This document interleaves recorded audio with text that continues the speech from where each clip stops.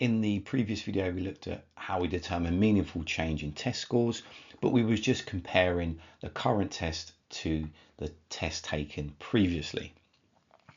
But what can happen then is you get what's called the incremental improvement paradox, whereby if you keep comparing this test relative to the previous test, you sort of see this stability in results, almost like they're not improving. But clearly they are, and you can see this upward trend. So if we instead compare their test score relative to a fixed baseline, or indeed the start of the block, we can more readily start to determine improvements. And that's what we do now in this video.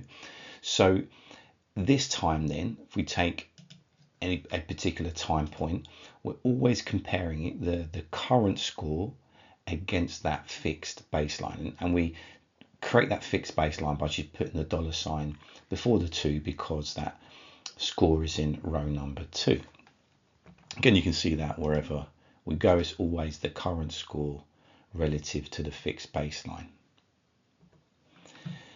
Similarly, if we want to calculate the combined noise, we're going to add the two noise amounts together from the current score and the fixed baseline. So now the $ is before the 2 for the row 2, but in column G. And we do it exactly the same way as previously.